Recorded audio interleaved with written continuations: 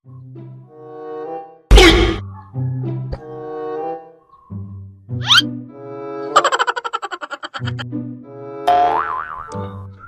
Pilays!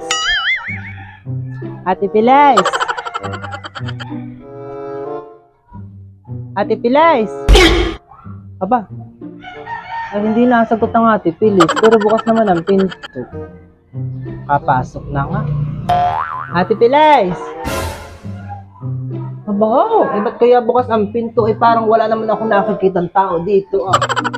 Kuya Ruben! Ate Pilays! Aba, parang wala nga atang tao.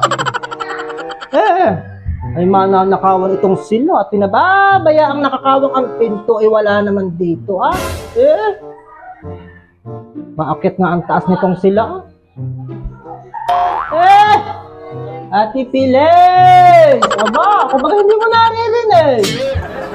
Naman na kayo. Ate Pilays! Aba ho, Ate Pilays! Bayang kalaang palo. Ay nakakawang man din ang pintuan ninyo dito sa baba. Aba, kaya ako'y pumasok na. Naman ka na. Bakit? Ay ibig kong sabihin naman, Ate Pilays, kaya ako'y napaparito. Ay ako'y may sasabihin sa iyo na sinabi sa akin ng kumaring Marta. Kaya ako'y nagmadali. Ako'y nagulat. Hinggang ako kaparin. Ay, ganun yung baga.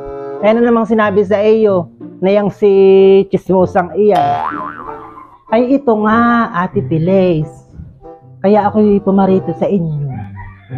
Aba, sinasabi ng kumaring Marta na kaya daw kayo nakapagpadayo ng ganitong kalaking bahay. Ay ikaw daw ay nangutang laang sa lending at saka sa microfinance. Parang parehas lang din naman niyo.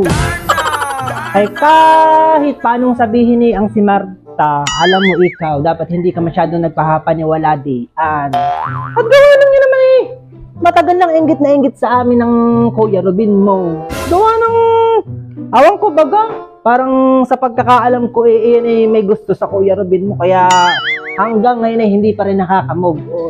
Aba ho, ay kainaman na. Ay wala naman pati akong pakailam kung ano sabihin niya. Basta ako'y nakapagpatayo ng bahay. Kung inutang ko't hindi, wala siyang pakailaman . Yun lang ang sasabihin ko sa kanya.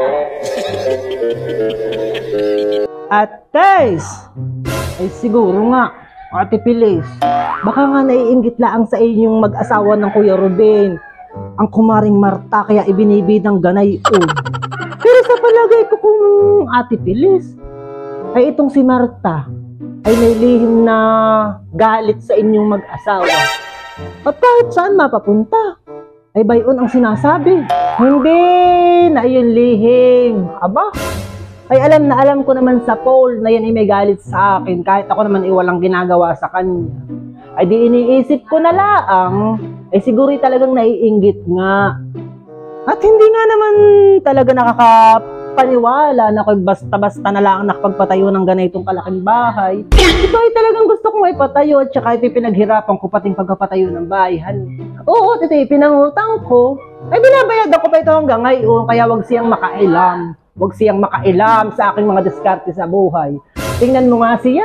Hanggang ngayon siya ay inggitera pa rin at chismosa. Tingnan mo ang kanyang bahay. Squatter pa rin, di ba? Ay kaya nga, sa makatuwid, ay talagang naiinggit lang iyong si Marta sa akin.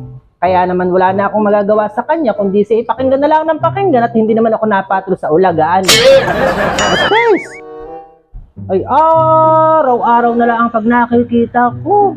Ang sinasabi sa akin ay, Hoy, Mary Jane, itong iyong Ate Pilays, ay kaya lang naman nakapagpatayo ng ganayong kalaking bahay. Ay nangutang lang naman sa microfinance.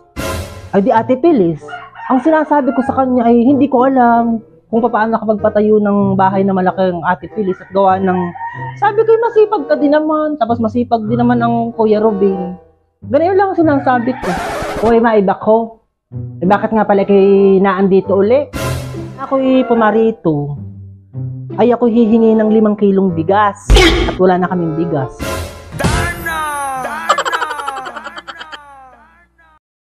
Ay kumuha ka na ng 5 kilong bigas diyan sa baba. Nasa sako. At ikay bumababa na, honey. At baka ikimabaril ko. Linte.